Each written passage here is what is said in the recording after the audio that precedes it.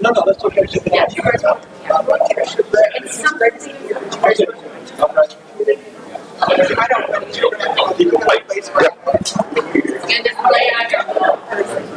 All right, let's go ahead and 6:30 in the spot. This thing's going to get me in trouble. All right, let's take your seats. We got a good crowd here, and we're going to go ahead and get started because I see some rain coming, so we all want to go home, right? All right, I want to welcome everybody again to our work session for Monday, July 6, 2020. It is now 6:30. And before we go into the committee/department reports, I'm going to go ahead and Lisa wanted to amend. Lisa, go ahead. You got Yes, I'd like to ask that we amend the agenda tonight to, include the sign ordinance discussion. Okay. It's already on there. It's already on there? We need to amend it. I was told by Danny we need to. Right. Yeah, the original one did not have it. It's on our paper note. I think they added it last minute, so Okay. you don't need to. Okay, so we're good. Okay, so we're good, Lisa? All right, so we're good. And with that being said, we're going to come down to the committee reports/department heads, and starting with the Planning and Development, Chairwoman Lisa Newberry. Okay, I'd like to ask Tim Prater, the Director of Planning and Zoning. He's got two cases to present to us tonight.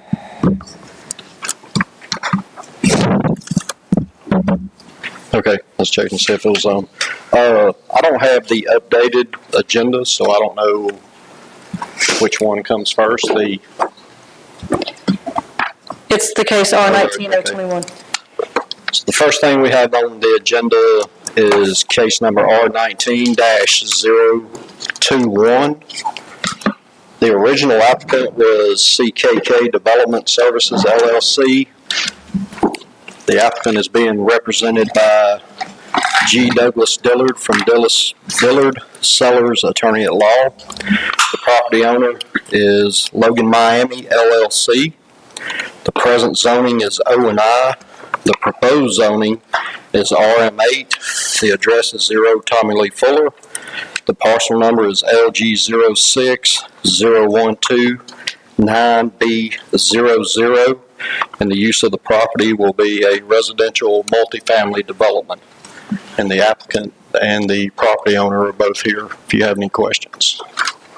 Okay. Tim, what was the recommendation from the Planning and Zoning Commission and your department? My department's recommendation was to approve it. The Planning Commission's recommendation was also to approve it. Okay.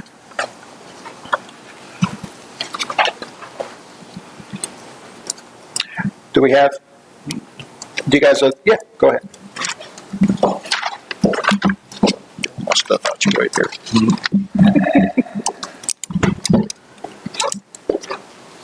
I see y'all not wearing masks. Not only do it fog my glasses up, I can't speak as well. And as a lawyer, you always want to be heard, right? Mr. Chairman, members of the council, I'm Doug Dillard with Dillard Sellers. Jeff Haymore and I represent the applicant. Steve Allen is here as a representative of the company that he owns and owns the property.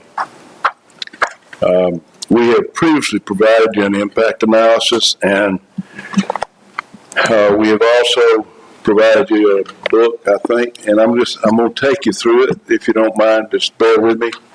We've got some exhibits that I think will be helpful, and then we're always here to answer any questions. When I get through, I would like to reserve some time for rebuttal and answer any questions that you might have after the public has the opportunity to speak, or whenever you feel like answering the question.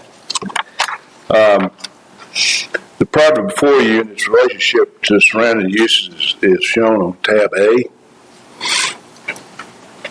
And on tab B, the current zoning is office institutional, which allows for all sorts of uses like business offices, hospital, daycare centers, funeral homes, and nursing homes, to name a few. Tab C shows that since 2006, the site's been zoned for 146 residential units, consisting of 88 cottages, both duplexes and quadruplexes, and a 58-room independent living facility with a 3-story building with a clubhouse and 71 parking spaces. We're asking candidly to downzone the property to RM8, medium density residential use for 131 townhomes, is shown on the site plan before you, and it's you see those at tab D. We're also eliminating the 3-story building for independent living. So we're talking about a 15-unit reduction from what's currently zoned and what we're currently entitled to. Not to mention the elimination of the 3-story retirement facility and the parking lot. Each townhome will have a 2-car garage, will sell in the $250,000 range. These will be owner-occupied. That was an issue before the Planning Commission. They'll be owner-occupied for sale units. There will also be a nice amenity package for residents, including clubhouse and pool.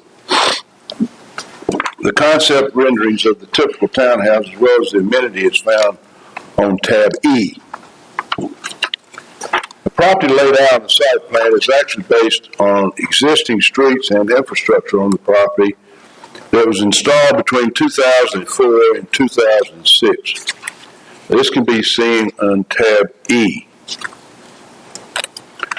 The property has remained idle and undeveloped, as you know, since that time.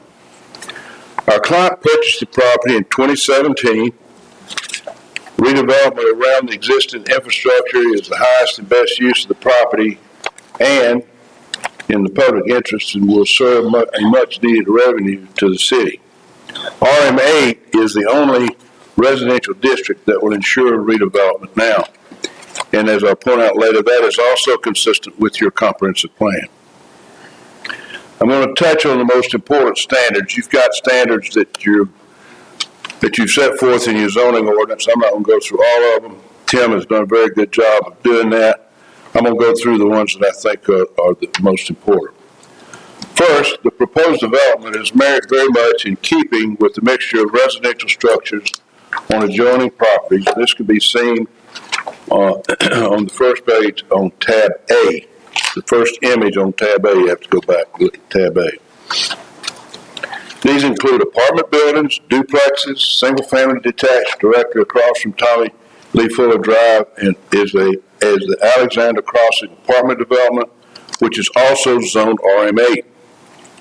Second, the RM8 district serves as a transitional buffer between the highway commercial zoning and the uses like Ingles, Goodwill, Sherwin-Williams Paint Store, as well as the light industrial to the northwest, and the single-family residential zoning to the southeast. That's Park Place at Loganville subdivision.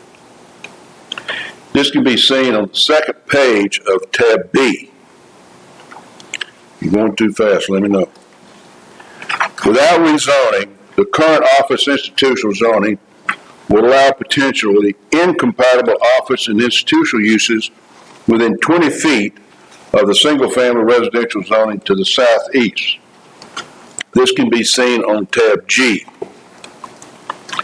Third, and perhaps for this reality, the comprehensive plan's future land use map recommends the future use of this property to be residential. The future land use map is found on tab H.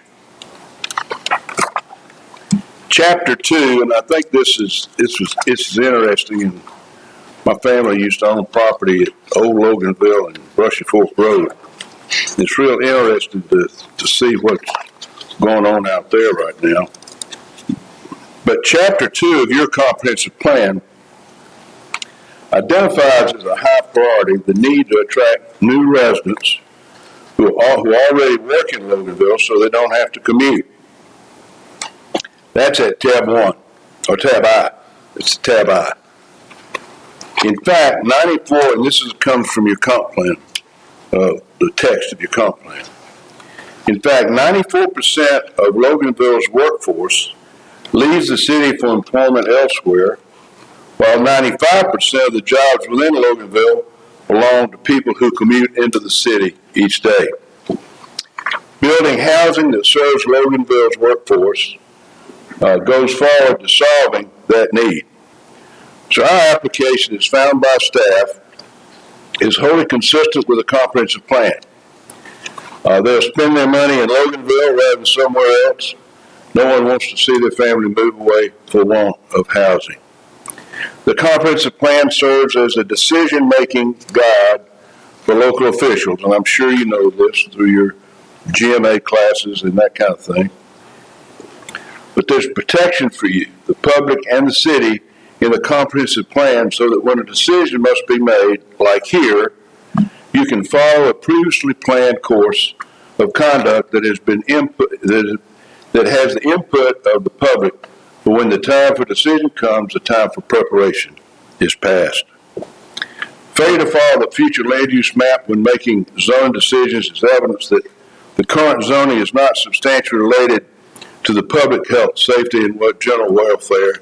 There's a case on that against City of Atlanta called Tapp versus City of Atlanta. Fourth is found by staff.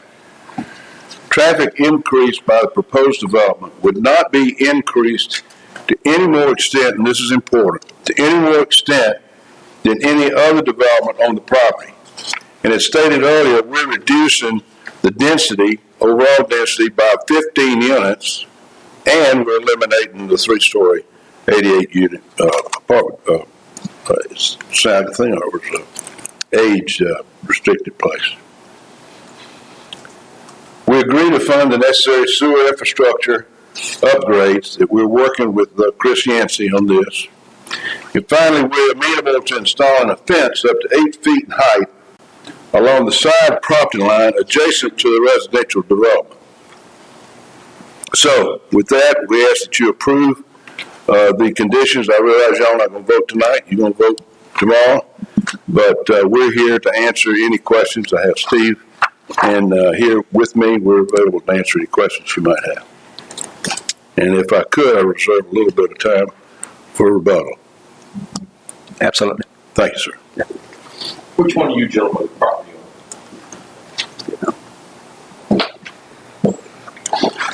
All right, thank you so much. Mr. Dillard, any questions? I have a question. I do too. Mr. Dillard, what, you said that you're willing to do infrastructure upgrades and you're working with Chris Yancey. What is going to need to be upgraded? What kind of investment is that from y'all? There's a lift station between this property. We built the lift station at Logan Point, and there's a lift station in between the two, and I understand that the fans have to be made bigger to pump better. That's what we understand so far. We're talking to Chris about it now, trying to work it all out. But we understand that has to be made a little stronger with bigger fans. That's all I know. And that's y'all's expense? Okay. Is that what you understand, Dan? Okay. Tim, I got a question. If it's currently zoned O&I, correct? Correct. But it has been approved, that's where it has been approved for 146 residential units, 88 cottages, and 58 independent living. Why was it never zoned other than O&I if it was approved for those things? When the property was originally rezoned, it was part of Southern Plantation. Right. And they were going to build cottages and assisted living, kind of like they have over at the cottages at Southern Plantation.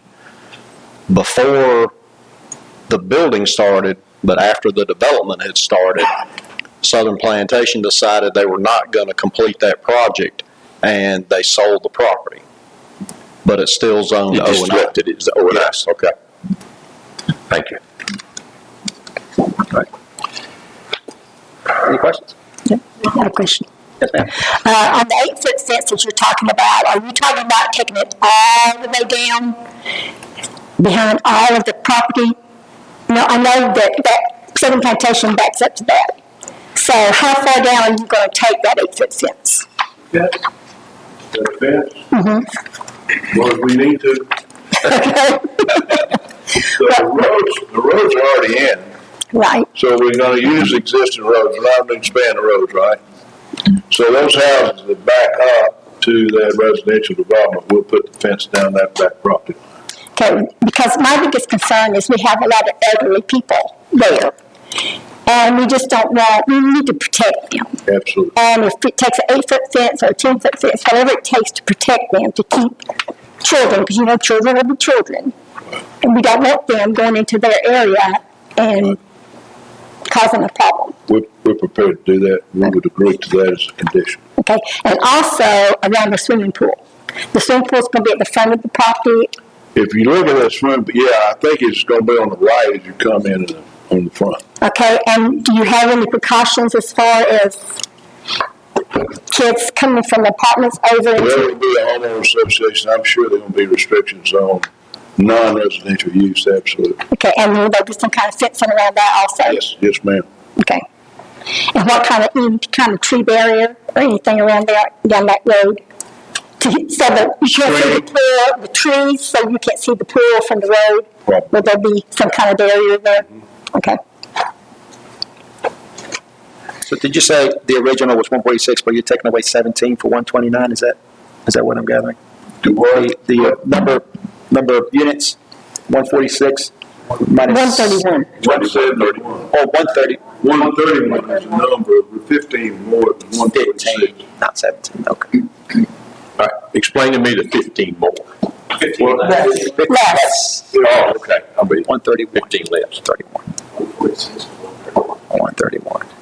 And these are going to be for sale, is that? Okay. Yeah.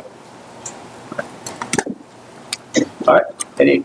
So, I understand you said there's not really a traffic impact. What were you saying on that, Mr. Dillard? I got you. Repeat the question. You said something about traffic impact or not any more, what did you say? You said there wouldn't be any more. Well, your comprehensive plan talks about the percentage of folks that leave Loganville to go work somewhere else, and the fact that 95% of your workforce comes in from somewhere else. So as we provide housing for those that want to work in Loganville, it'll have a positive impact on traffic. Also, we're looking at 15 units less than what is currently zoned for. So it's got to be negligible, if any, it'll be less impact than what is currently zoned for. How many units were in the three-story building? 89? How many? 88? Yeah. Hold on a minute.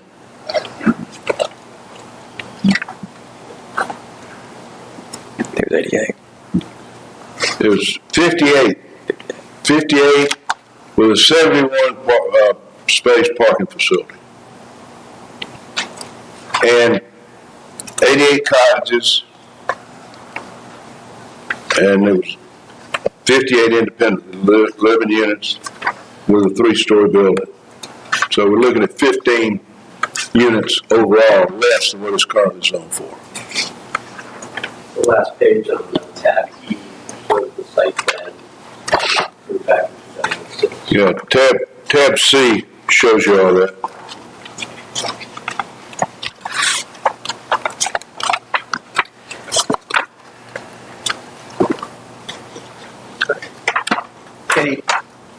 Any other questions from us? All right. Go ahead. I'm sorry. What's the facade going to be and all that kind of stuff? Are you going to have any brick on the front? Well, we've got a representative. What mostly happens these days, you've got a mix of wood and stone, and on the front sides, those are representative of the type of units that we're going to build. So that represents the quality of the unit. Square footage will be, What's the? The zoning calls for, I think they're going to start 1,600 feet. To go up. and go up. Okay. What do you think you'll sell a 1,600 foot for? You know, I'm not the builder, I'm the developer. Right. But what I've been told by them, they're going to be, they'll average from 250 range to 25 range. So what, one's 200 and one's 675. I understand. Do you have a builder? Yes. And they're, what we're seeing is what they're gonna build, That's from their other, another one of the projects. but this is what they're gonna build? They built that project before that site work, that's what they looked at. Oh, so this is not the actual picture of what, Well, the buildings are built here, that's the actual picture of what they built somewhere else. It's representative of the type of building we're gonna do. They represent, Is this what they're gonna build? yes. Have they built that here in Georgia, They built it in downtown Atlanta? Do you have the address? No, I did. Yeah, if you would. Yeah. you know what would be helpful? We need y'all to use the microphone I'm hearing, if you would mind.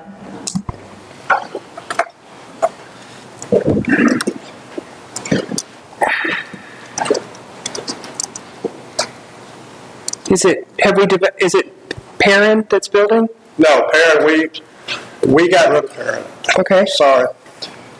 It's SR Homes now, which they've built in Atlanta for 30 years. They have a new division with another name to it, but it's SR Homes. They've SR been Homes, building okay. forever. You can look them up on the internet. They're quite a builder. I was personally hoping that y'all would have something for us to look at that was going to be built, not That something. is what's going to be built. I'm just saying that's been built at another location. But They're going to build that same product on this location. Okay. That is what's going to be built. How much driveway to street? I honestly, Tim? No. The driveway to the street, setback line? I'm not sure, I'll be honest with you. I'd have to go back and check. Yeah, it'd have to be at least 20 feet, but I'm not sure. I don't know who to pose this question to, but do we have anything as a city that says this is what we're showing and we agreed to and voted on? That this is what actually is built? We have nothing that holds that? Site plans are not approved, this is zoning's approved through y'all. But site plans can change. And do you have anything in place that prevents parking on the streets? Ma'am, the parking should be in the driveways. I don't think there's going to be any parking on the street. I don't know what the requirements are going to be on that situation, but the plan I understand is not to have any parking on the street, and they keep from it. You only got a 24-foot street there.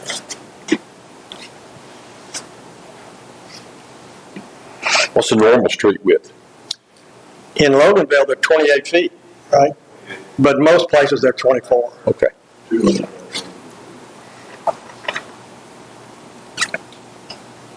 All right. Anything else from the council?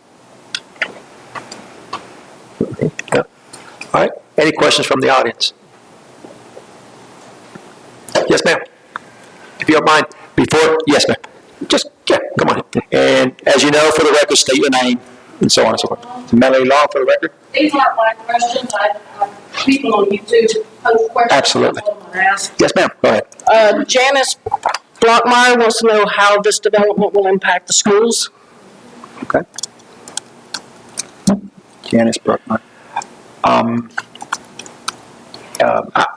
Maybe our attorney. That's a question for the applicant. Have you all considered how it will affect the schools, if at all? Ma'am, I don't know any studies that no studies I know. Tim, has your department looked at that at all?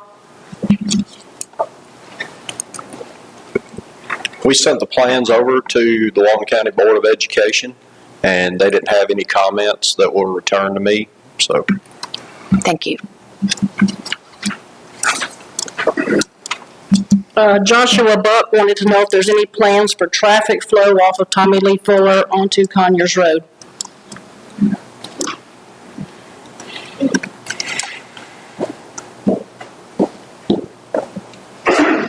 We've not done a formal traffic study, but your traffic folks in the police department are going to control those access points. My guess is you're going to probably have restricted turning in and out of the property.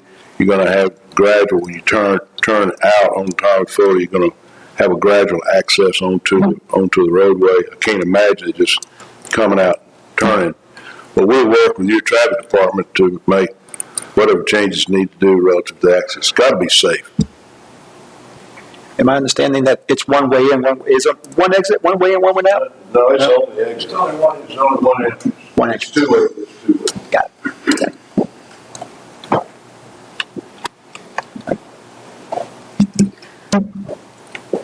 Okay, here's the big one. Patty Wolf wants to know why is the city not defending the lawsuit? She wants to know if we do not defend the lawsuit, will the city still be liable for damages and/or Miami Logan's attorney fees? And she also would like to know how much Robin Webb is being paid to work on this lawsuit. I'll respond to that. I'd like to go ahead.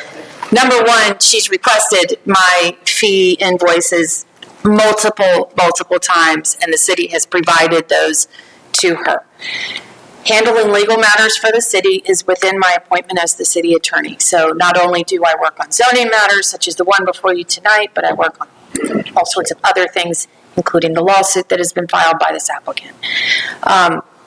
The other question she's asking, and I just want to say briefly that she asks Danny Roberts and city staff these questions probably 30 times a week. They cannot answer those questions. I cannot sit here tonight and answer these questions.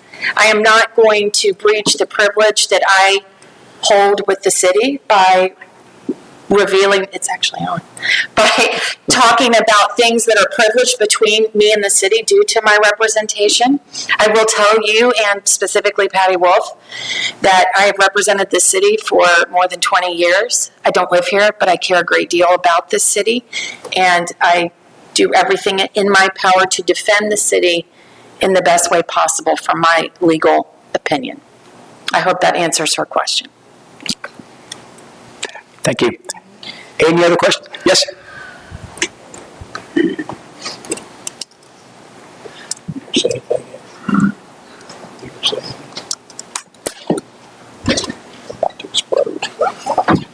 Thank you for your time. My name is Paul Smith.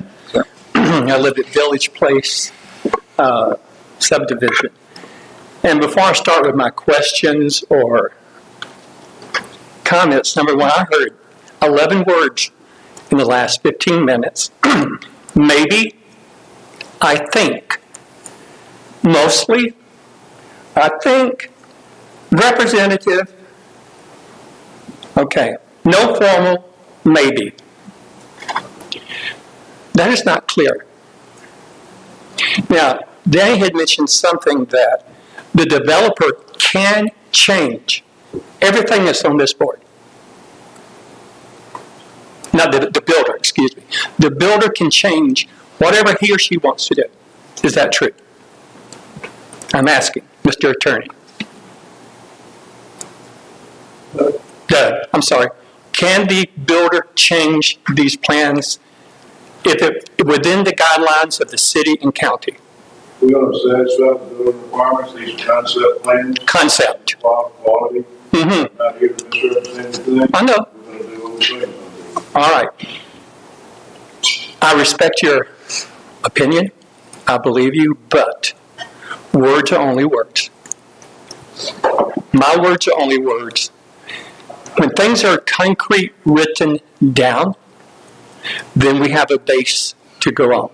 Now, I'm getting off subject here, but this is what I would like. I know we can't do much to say no on this property, but some things I would like for us to look into, which are legal, is putting some CCRs in writing before the project is approved. Things like rental restrictions.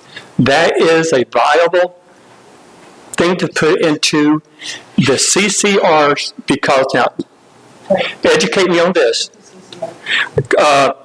Covenants, conditions, and restrictions. Okay, CCRs, covenants, restrictions.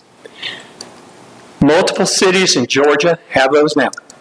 City of Eatonton, other cities in Georgia have those. And all a CCR does is it helps everyone. Mr. Developer, it helps a prospective buyer knowing if we're restricted on a number of rentals, if we are restricted on how many vehicles park in the driveway, that is only going to enhance your ability to sell the property.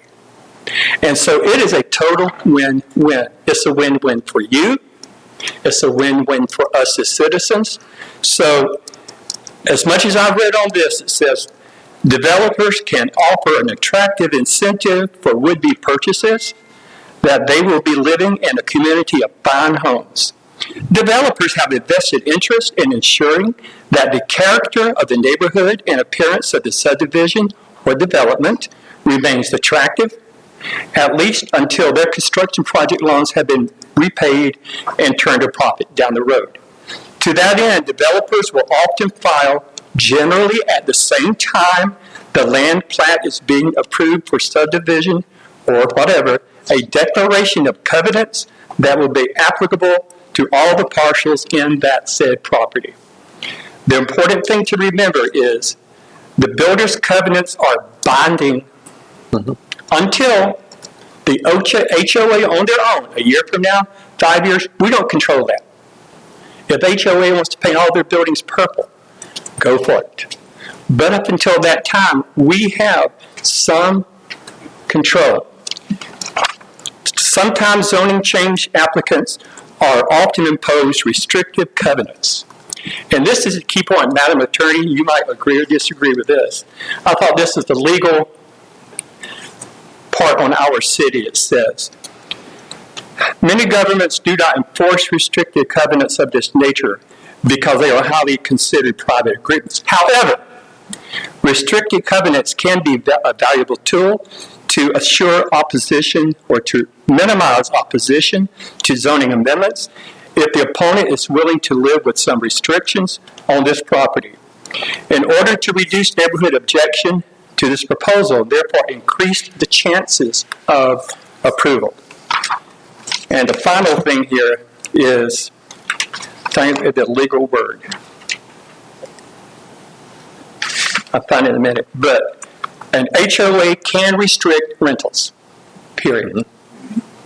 I would like to include any approval from the city council that we, some words I want to use are on condition, provided that, upon the express intent, a condition precedent, words like that we can use.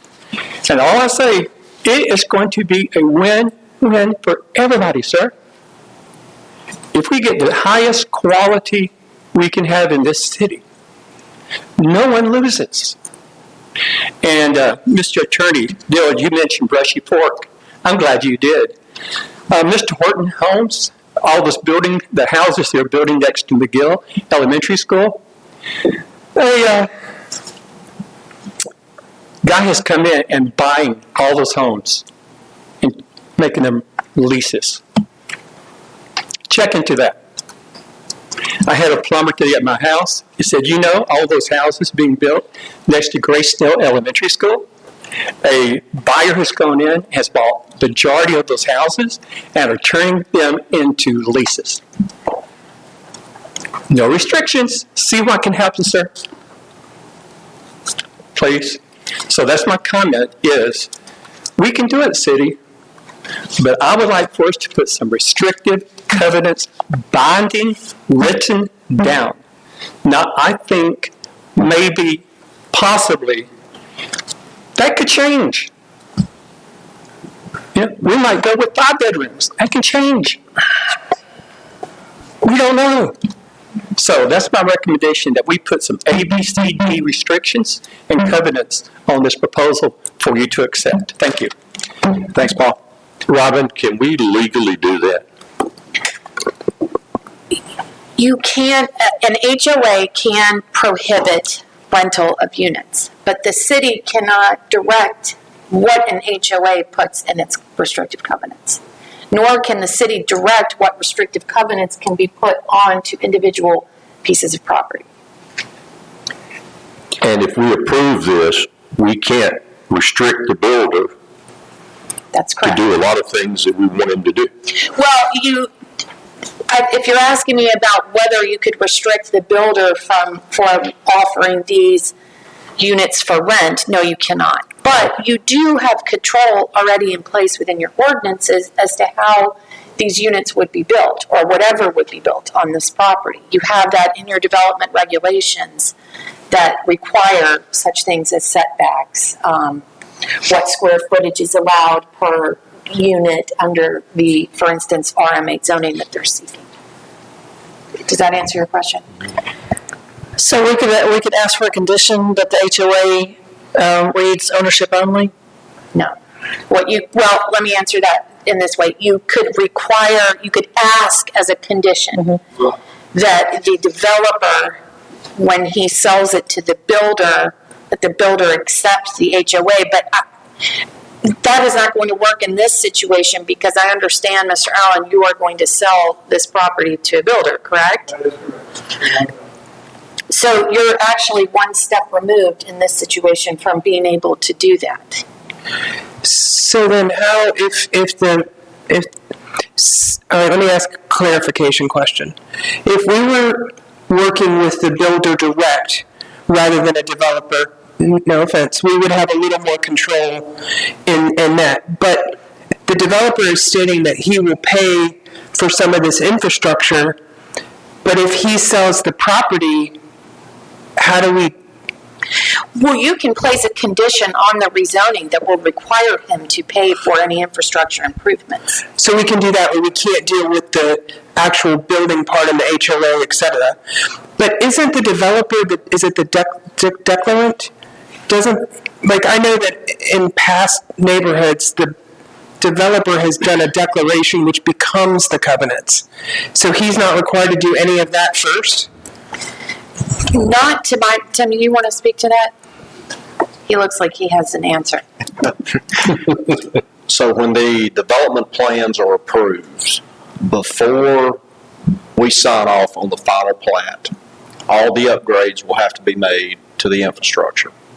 And a copy of the covenants will be submitted to us that was recorded at the courthouse.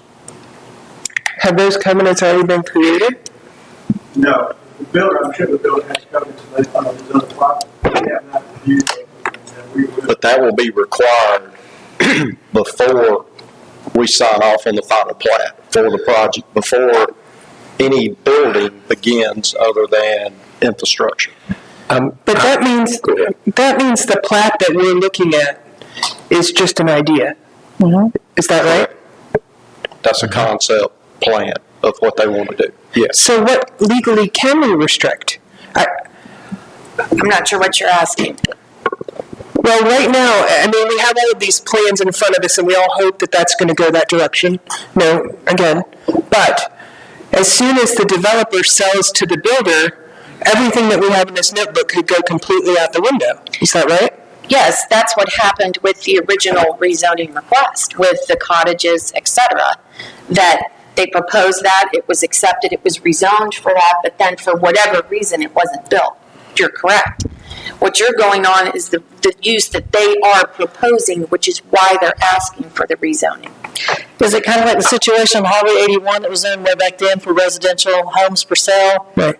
Turns out to be developed as homes for rent? Yes. I'm curious. But in that subdivision, it was never approved for homes for sale. It was approved for a subdivision. Well, you would assume.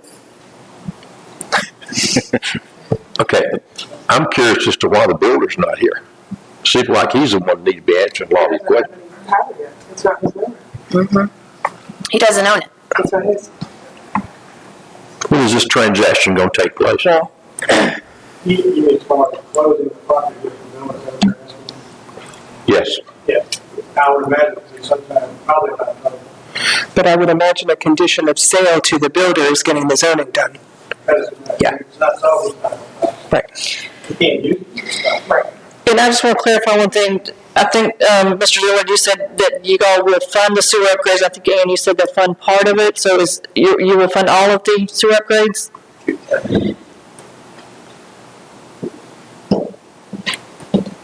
Repeat the question again. My question was, will you fund all of the sewer upgrades? Will the city? Yeah, these are concept plans. You know, we've got to comply with your building codes. We've got to comply with all the stuff that's on the record. the conditions of the sewer and all that are legitimately put on as conditions of the zoning, which will have to be complied with. Okay? When you start talking about rental, you run into, they'll tell you, you run into fair housing issues, you run into all kinds of things. These are going to be for sale units. Okay?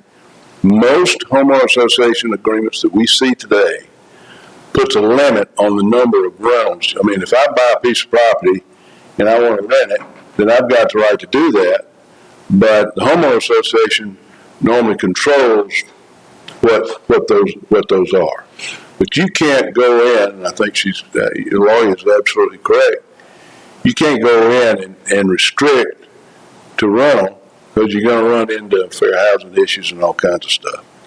So what we're saying is we're representing to you in good faith what we're going to do. You can conceptually adopt this site plan. You can put conditions on the types of units that are going to be built there and the number of units that are going to be built there, the fact that they're going to be townhouses, et cetera. You can put conditions on the infrastructure improvements that are going to be made, access, pool, all that kind of stuff, the trees and those kind of things are legitimate conditions that can be put on the zoning. But when you start talking about trying to restrict the fundamental right to use the property, then that's when you run afoul. But Mr. Dillard, candidly, you said that these are not going to be rental units, but you have no control over that. Well, I mean, honestly, you're the developer. We can, most of the time, I'm just going to tell you, most of the time, we're under contract with these guys. They ain't closed yet, okay? And they're not going to be talking to you if we can't get it rezoned to this concept. But I'm saying that they can't ignore your concerns. But at the same time, you can't put unreasonable conditions on the property that prohibits them from being able to market it. I understand that, but I'm not talking about, you're here for the zoning piece. But honestly, let's call a spade a spade. Once it's sold to the builder, if the market changes and he decides that he wants to market them as rental units, he may want to stay within the council's good graces, but he has every right to do that. Is that not correct? Yes. Okay. I mean, would you know? If he owns all the units. If he owns the property. The developer's got to, for sale. You got to have this for sale. That doesn't mean the person they sell it to can't rent it.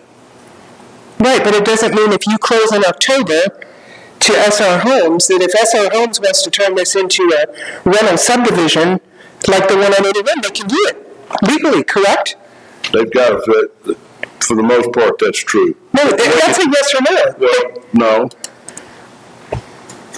There's got to be an intermediate step. Somebody's got to buy the unit. That doesn't mean they can't rent it. As you pointed out, somebody might come in about 5 or 6, and I'd have to do the whole subdivision, somebody that's going to turn it on as well. But that doesn't prohibit somebody from coming in and buying 4 or 5 units or a few and then renting them out. No, I understand that, but there is the subdivision on 81. It's a for sale. If you put that for sale restriction on the condition of zoning, that first transaction's got to be to a third party owner. I'm not saying to condition the zoning. I'm talking about the facts of the matter is if this is rezoned and then it is sold, the council has no control over the use. Well, it's got to be residential. Can I say something? No, it's got to be residential. But Okay. But you're correct. At that point, it's out of your hands. Okay. Yes, but then I have some questions for Mr. Dillard. I get to say one thing. Paradigms was going to buy this piece of property, the ones you've dealt with before, and we found out they were planning to rent the units, and we pulled the contract. I understand what you're saying and that you're trying to. And so all I'm saying is we did that. The other subdivisions they're talking about, I'm not sure about, but the new situation going around Atlanta is you take a subdivision, big REITs come in, they have somebody buy the whole subdivision, they build it, and they have a major, they rent it for 10 years, they keep it up, and it's nicer than any project can be. That's the new concept in Atlanta. A lot of people are doing that. I'm not saying the one that y'all talking about is, I don't have any idea, but that is what's going on in Atlanta now, a lot of it. This is not that situation.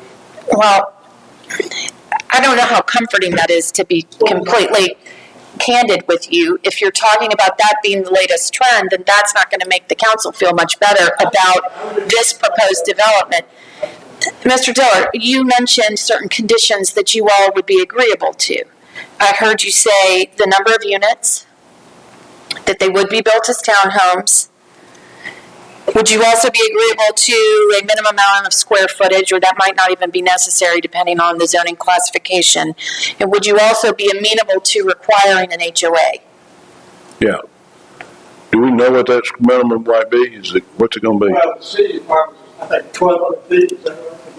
Right, but you stated earlier that you would have a minimum of 1,600 square. They told me that you would put 116. I don't have that in writing. One bedroom is a minimum. And my point to you is it would be helpful, and I'm speaking on y'all's behalf, so please stop me if this isn't correct. 16. I think that it would be helpful for you to offer as many conditions as you're willing to agree to this council, so that, for instance, if they are townhomes built to a certain size, and that you will require whatever builder, you'll make it part of the sale, that they have to have an HOA, because you do have that ability. We'll agree to having an HOA.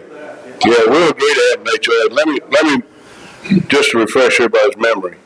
Your existing minimum floor area in RM8 for a one bedroom is 800 feet. For a two bedroom is 1,000 feet, and for three bedrooms is 1,200 feet. So that's in the code as a minimum. Understood, but you mentioned earlier, or someone did, that there would be, that the starting square footage for these townhomes would be 1,600 square feet. Again, speaking, please interrupt me if this isn't correct, but it seems to me that if you put square footage minimum at 1,600 square feet, so it's going to start at 1,600 and go up, the chances of those renting out may be less, because they're going to be larger than, say, a one-bedroom apartment that's 800 square feet. I'm just suggesting that whatever conditions you all are willing to put on this is going to, I think, help reassure the citizens who are listening and watching this at home, as well as the council members as they consider this request. And I would agree that square footage minimums are a legitimate condition. You can do that. Okay, You so, can do that. right, I just so, don't know that he's prepared to put that minimum out there today. Can't do that topic. Let's see what we can do between now and Thursday. that would be my suggestion. I appreciate that. Yeah, let's see what we can do between now and Thursday. We'll give you a minimum. I don't honestly know. That's fine, and if you would just make that effort, that would be great. What about the number of townhomes? I know that you've proposed 131. 131. Would you agree to that as a condition? Sure. Okay. What about, Let me Yes. suggest too that you adopt the site plan, which shows the 131 as a concept site plan. I mean, apply that as a condition to the Right. rezoning? Would you be willing to do that? Yes. Okay. What about the infrastructure? Oh, that will be a condition. Yeah, that's already contingent. Tim's already, we're gonna take care of that. And the fencing that Ms. Dodd asked about, I know you don't know what the actual length of it is, but could we have that in writing at some point between now and Thursday? We have proposed an 8-foot fence along the rear of those properties that face that subdivision. The entire length of the rear? Yeah, the entire length. What's the name of it? What's the name of the subdivision? Yeah, we've proposed an 8-foot fence along the side property line where it is adjacent to a home on Park Place, which is a subdivision to whatever direction that is. If you look at the site plan, well, that's sort of upside down. You can see that well, you can see, run it on up. See where the pool is, all those units back up to an existing subdivision. That's where we're talking about putting the fence. I would just like it to be precise within the condition, so that, Yeah, to we'll do that. satisfy what you were asking for earlier. We'll do that. Thank you. Can you get closer to a microphone? I've been told some people can't hear. Can you get closer to a microphone? I've been told you can't. YouTube is just something new we're doing, and we're just working out the bugs, so if you could speak a little louder into the microphone. I will. For those I'm that- sorry. Thank you. No, you're good. I'm normally not accused of not being heard. Mr. Diller, Mr. Allen, let me understand it real quick. You said you can't stop from renting in the future the original thing will be for sale. Somebody will buy it, and then you can't stop somebody from renting it if they deemed. If I'm understanding it right. I think you're on afoul of the Fair Housing Act when you put restrictions on no rental, but you can restrict the percentage of rental, and that's done by the homeowner association. I don't think y'all can do it. Absolutely. My question to you would be, can we put a restrictive on the number, on that percentage? In other words, on the rental, or no, that's against the law. I'll yield to your lawyer on that. That's something that the HOA can do. Yeah, the HOA can do it. I don't think y'all can put it on as a condition. And you guys can't either. Got it. And you guys cannot either. That's an HOA issue. Right. So, Robert, just to be clear, as far as rental goes, you can't say in an HOA that there's no rentals? An HOA can say that when Right. they do their covenants. But what we have discussed before, and I'll broach this with you all, Mr. Allen, would you agree as a condition that you have in place the covenants for the HOA at the time you sell the property to the builder, and that within those covenants you will prohibit the rental of any of these units? That's a good point. And can we, I don't know, how long can the covenants have to run? Can they say they're good for 10 years or what? That's a question for other lawyers than me. Thankfully, I don't do HOA work. The answer to your question is, in Georgia, residential real estate covenants last for 20 years. Right. And then they can be renewed if the covenants so provide, and the owners of the subdivision vote to renew their covenants. It's no different than all of our homes. If I get job transfer tomorrow, Doug says, I don't want you working for me, and I have to move. The question is, can I sell my home or can I rent it? Right? I understand that. We've just, in the subdivision I live in, the covenants just expired and they automatically renewed. I've done a lot of research on that, so I know that's the way it works. One more question. Would you agree that within the covenants that you are going to have in place, that you're going to pass to the builder, and the builder is going to have to accept when he or she purchases the property, not only that it will prohibit rental, but it will require 100% unanimous vote by the homeowners to change that requirement? My only concern is I'm getting over my head. I don't know what I can do. I'll tell you what, can you all think about that, discuss it, let us know before Thursday? And if you and I need to go back and forth about that, I'm happy to do that. I'm just going to tell you, Robin, I've dealt with a lot of homeowner associations. 100% agreement out of anybody is almost virtually impossible. Well, that's why I would like it, honestly. No, I know, and I think we don't want to get into a taking situation, but I would just say that most of the homeowner associations are run by a board or an advisory group, and they enforce the covenants and all that kind of thing. I got one in Douglasville that came in today, and I don't know whether we're going to take it or not, because they're terrible fights. But that's why I don't do it. That's why I don't do them. That's why I don't do them. Anyway, so I think what he's saying is that we hear what you're saying. We will have a proposal to you by Thursday on whether or not, what kind of restrictions we think this developer can put on a future homeowner association, because homeowner association ain't going to be formed until they get the houses built. So Well, it may not be formed before the houses are built, but you can certainly put together the covenants and require them as part of the purchase. we can make the covenants, and when they sell the house, they can agree to the covenants. They would have to agree to the covenants. That's Correct. A couple of things, if you could get it to at least me by Wednesday instead of Thursday, so that if you and I have a disagreement, maybe we can discuss that, because I don't think that would be a taking. And if you want to debate me on that, we can do it.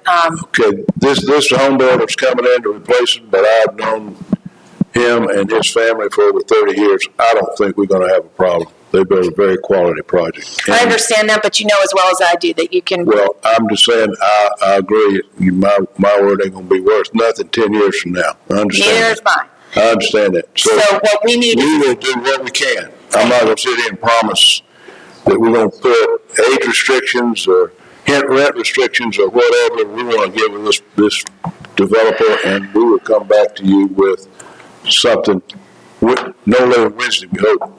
I appreciate that. Yeah. Yes, ma'am. Yes, Dana Russell, for the record. Get some of this out of your way. Just in case you didn't hear, my name is Dana Russell. This has been a really productive discussion, I think, and it's answered a lot of my questions, but I think there's one more thing that you might want to consider, and believe me, I'm not a homeowners association person or a real estate person or anything, but it seems to me my understanding is that before the units begin selling, that the builder is in charge of the homeowners association. And I don't know if the builder could change the covenants before any of the units are sold. And so I would ask you to consider maybe that the covenants can't be, a condition that the covenants can't be changed until 1/3 of the units are sold or half of the units are sold or whatever that might be, just to ensure that the people who are buying the units are in control of the covenants. My requested condition is that that builder be required to accept those covenants in total and not change them. Okay, good. And then, of course, whatever other conditions about on-street parking or whatever else you might want to put in there. Good. So, thank you. Thank you. Yes, go ahead, ma'am.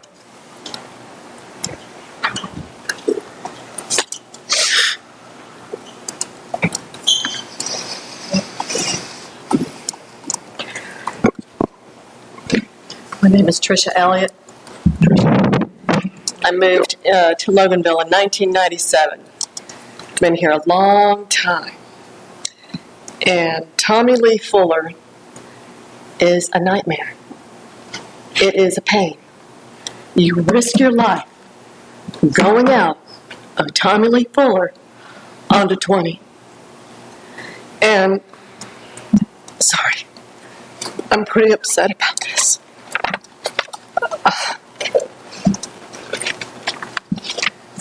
I've heard you say 131 units.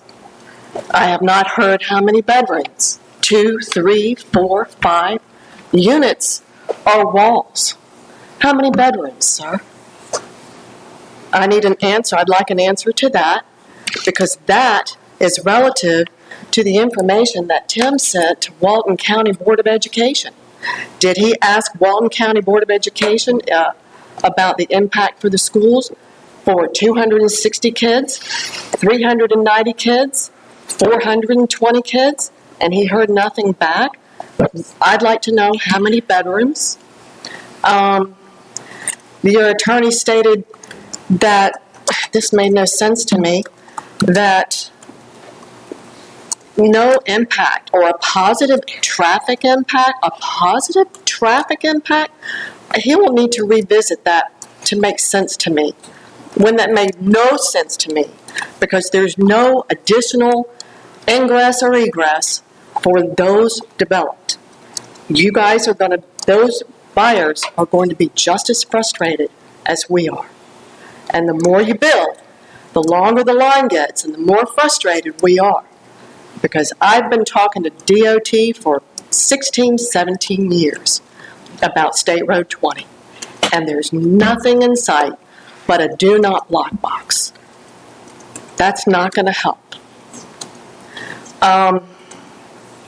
Your attorney stated that they will not have to commute to work. Unless they work at Ingalls, they're going to have to commute. He needs to clarify that to me as well. That made no sense to me either. He also said that he would be willing to put up a fence behind the pool, but earlier in the conversation, he said he would run it along the whole back side. Okay. Well, the fence is not going to protect the retirees. You go down the little street, you take a little left, and you go up the street, and you are in the independent cottages This development is going to change these retirees' lives. Okay, the noise, like I said, I've been here since 1997, and I propose development in Loganville primarily for our youth. Why? Because I'm seeing things that are disturbing. Banged up stop signs, graffiti, those are the signs of bored kids. They don't have jobs. There's nothing for them to do. That is something that people here in Loganville are trying to work on for the kids. 131 units. Again, how many bedrooms? Because there's been a lot of mixed information here when you talked about the previous proposal and the current proposal and the reduction and all of this. I don't really wish to talk about the previous proposal because that's history. I would like a clarification as to the current proposal. Again, how many bedrooms, not stories, because that's the impact on our schools and impact on our fire, police, and medic calls when they're already maxed out. Alexander Crossing maxes out our public safety. So, how many bedrooms? And again, a fence may or may not help. It's not going to help the retirees. My proposal, I wasn't here last week, was that I would love to see this developed for seniors, for 55 and up. It wouldn't impact schools. It wouldn't impact police calls to the degree that all of this volume would, and it would blend in with the retirees at the retreat at Loganville. They wouldn't have the noise. This is going to have a lot of boombox sounds. Why? Because the kids are going to be out in the street. They've got nothing to do, nowhere to go except Ingalls. So, my heart's desire was that it be developed for seniors.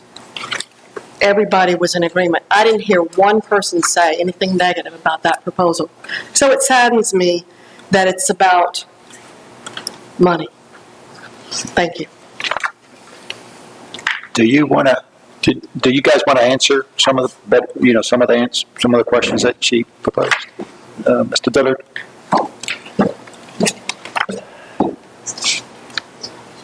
I don't know what the bedroom mix is going to be.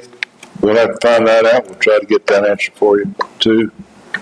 And I mean, you can say no more than X single bedrooms. You can put square footage minimums on it and all that kind of stuff. But it's got to be reasonable, and it's got to be something that we can build. And it's got to be competitive in the marketplace. The issues on transportation come out of your own comp plan. Those percentages come out of your plan. We didn't dream up that stuff. So the many folks that are going out that live here and folks that come in to work don't live here, those references coming directly out of your comprehensive plan. So it's there. And I'm just going to tell you, I don't think, just like traffic, I don't think you can make a decision based on future school population. You can't make it based on traffic. The school board gets half the taxes. My granddad was a superintendent of schools down in South Georgia, and he said, bring the children to me, I'll educate them. That's what you pay yourself taxes for. Whatever children are here is fine, and that's what the school board's got to do. Age restricted might affect that. We'll have an answer on that too. But I don't think schools kids properly something that you can consider. Any other questions? Any other questions from the... Tricia, I feel your pain on the traffic. I feel everybody's pain on the traffic. We've talked about this hundreds of times since last December. You know that you can't deny development because of traffic. It's not legal. So I wish we could, but we cannot. Yes, the point was that if it were for a retirement community, you would not have the volume of traffic Right. that you're looking at with this proposal. Right. That's not necessarily true. But it is. It's zoned for retirement community right now, but doesn't prohibit folks that are having cars. You got a 71 space parking lot out front. So I know a lot of 55, 60 years old still drive. So I don't know that age restricted is properly a way to deal with traffic, and you're absolutely right. There's several Supreme Court decisions that say you can't consider traffic, so. Yes, sir. Paul Smith. Yeah, absolutely, Paul. Your time.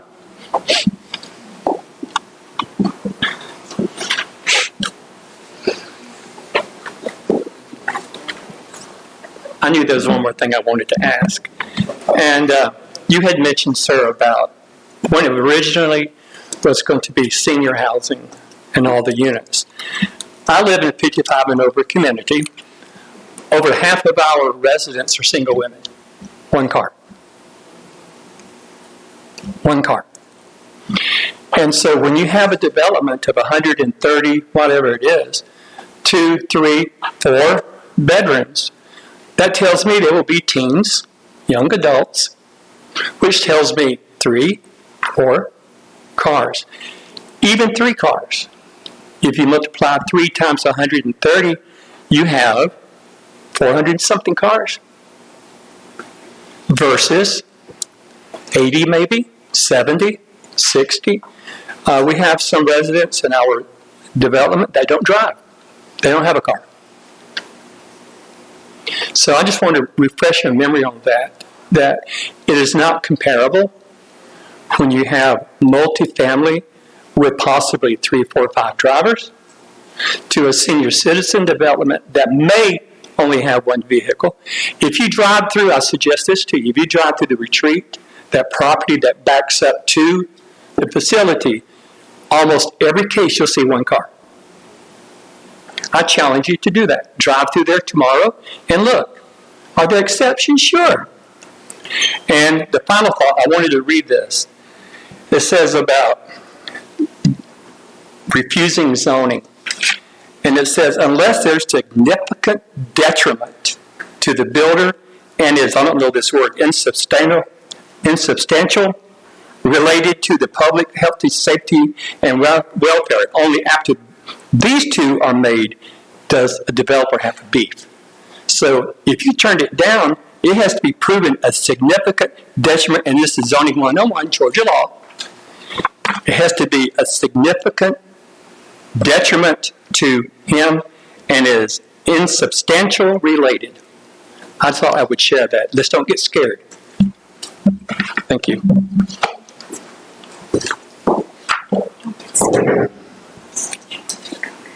I thought I was done for the night. Start quoting the law, he's exactly right. And that's exactly what's in our constitutional attack that you have a copy of that we filed when we filed this application. You know, you can't just use traffic as a reason. We're saying that the current zoning that's been in place since '04 is unconstitutional. It's a taking of a valuable property right. You can't develop it. It hadn't been developed. There's a reason for that. And to leave it like it is a taking of a valuable property right when it has no relationship to the protection of the public health, safety, welfare. That's what this is all about. So he's quoted it correctly, it's taken it out of context because as it relates to this property is currently unconstitutionally zoned. We're zoning it at a density less than what it currently is. And I'm going to just say I'm 78, my wife is 60. We both have automobiles and we do a lot of driving. Thank you.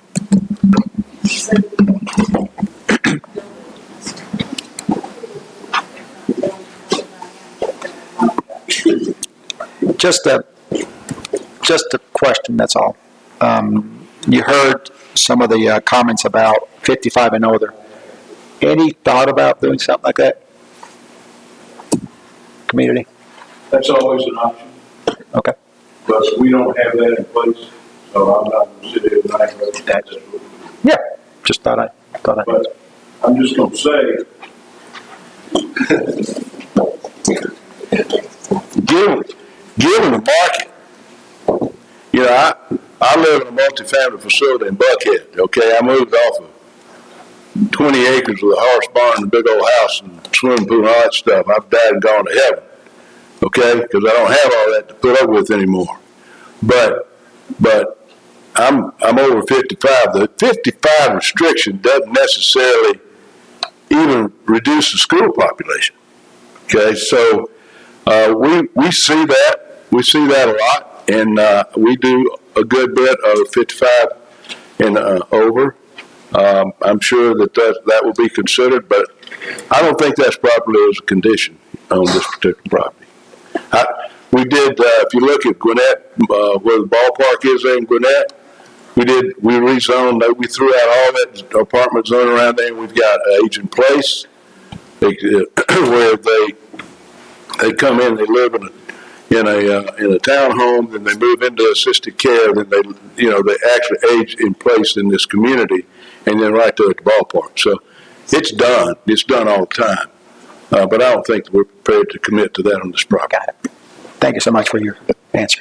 So I got a question. I'm kind of the new kid on the block here on the zoning information. And one thing that Tricia said that I really picked up on was, let's don't think about where it was. We're focused on what you're looking at today and all. But when it comes to comparing the density, you're saying it's less density. What you're proposing is less density than O&I. And I guess what I was wondering is, what's the density for O&I? O&I is open for institutional, whatever. So what are we comparing to on the density part as far as that goes? Now, I'm talking about the site plan that was ever approved before. Right.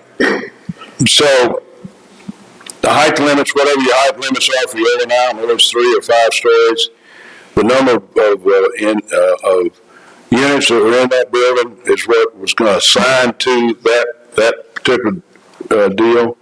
The townhouses and the other units were what, 88 of those. So I think that the ordinance, I don't know what your limits are, but most ordinances have a limit on height of office, square footage limitations, open space limitations, setback, parking, and all that kind of stuff. So I'm assuming that was dealt with when we've got a 71 parking space parking lot with this property. It was dealt with when this property was zoned now 15 years ago.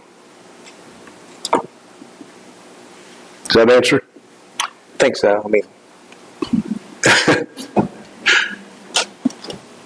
All right. Thank you, Mr. Dillard. Anybody else? Sure. All right. Thank you so much for your time. We'll take the vote on Thursday. Absolutely. Thank you.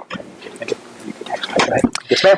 The only other thing we have for Thursday night is Tim is going to give us an update on code enforcement, where we are for the year, and, I'm sorry, let me back away with the sign ordinance to talk about first. So on Thursday night, we had a committee meeting about the sign ordinance. We had received a request from Walmart to increase the sign square footage because they built 7,200 more square feet onto their building for the health clinic. So we took that under advisement, and we're asking for a change in the square footage in the last table under section 111-73 from 300 square feet and 350 square feet to 400 and 450 square feet for their principal sign in aggregate.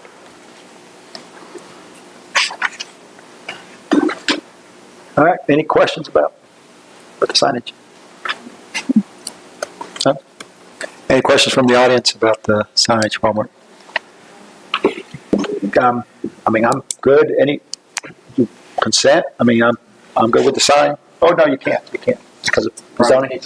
You can't go in consent. That's right. All right. Any questions? No? All right. Yes, ma'am. And the other thing is Thursday night, Tim is going to give us an update on code enforcement. Thursday night. What's that? Thursday night. Thursday night. Oh, Thursday night. Thursday night, not tonight. Okay. Thank you. Thanks, Dan. That's all. Thank you, Tim. Yes, ma'am. That's it. That's it? All right. Good meeting.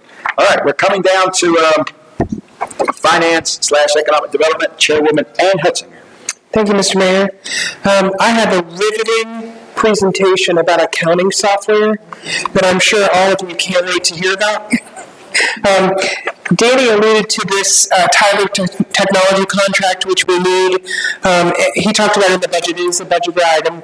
We're changing over from our existing accounting software to the Tyler technology software, which is a government and public service software. It's budgeted at $214,000. It's broken down into 3 different areas. With software and software as a service, what this means is that there's an implementation cost, a conversion cost, and then the annual fees. So that $214,000 breaks down into $108,000 for implementation, $26,000 for conversion, which means they take all of our existing data and put it into the software, and then the annual fee is about $75,000. That's kind of the high points. Danny or Kyle, if anybody has any questions, they can answer the detail. Yeah, I have one. Explain it to me like I'm 5 years old. Kyle. I'll do it. I'll be quick. Saying you're technical, you're IT. So basically, this is the accounting software that we use for not only payroll, for billing. It's the main software for the entire city. For property taxes, occupational tax, it's everything. Everything you imagine paying the city for, this system will do it. We've had the current one now since 2004, and we've been looking, since I became senior manager, I've been tasked Kyle with looking for a new software. So Natalie and Kyle and Christy and the rest of the team has found this company, and we demoed it pretty extensively for 10 days, I think it was, via Zoom. And this was presented in the budget. This is where half of it's coming from the enterprise fund, the other half is coming from the general fund. Did that answer your questions? Yep. Okay. Any other questions? I just want to say, when I talked to Danny and Natalie about this a month or so ago, when they were telling me about it, once the implementation's done and training's done, we're all good with it. It also opens up the door so we can start looking at purchasing. We can put it in a punch-out catalog. So there's other options there that will help us save money down the road. Okay. Great. If nobody has an objection, can we, I'm sorry, go ahead. Any questions about this? No. Can we, is everybody okay with consent for this? No. Yes. Yes. Good. All right. Mr. Mayor, that's all I have. Actually, we'll have the budget, not the budget, the audit from Ken from Thursday night. Okay. And I would ask if he could go at the beginning of the agenda, Mr. Mayor. Okay, sure. That'll be for the fiscal year 19 budget we presented. Okay. That's going to be That's all I have. Thank you. Thank you so much. Don't miss that. Yeah, I don't have any items for tonight. I'm just going to jump right over it. Oh, okay. All Public Safety Committee Chairman Jay Boland doesn't have any items tonight. Nothing. Thank you so much, Chairman. Public Utilities/Transportation Chairman Bill Duvall. I don't have any action items. Okay. Thank you so much, Chairman Bill Duvall. Public Works/Facilities Chairwoman Linda Dodd. I have no actionable items tonight, Mayor.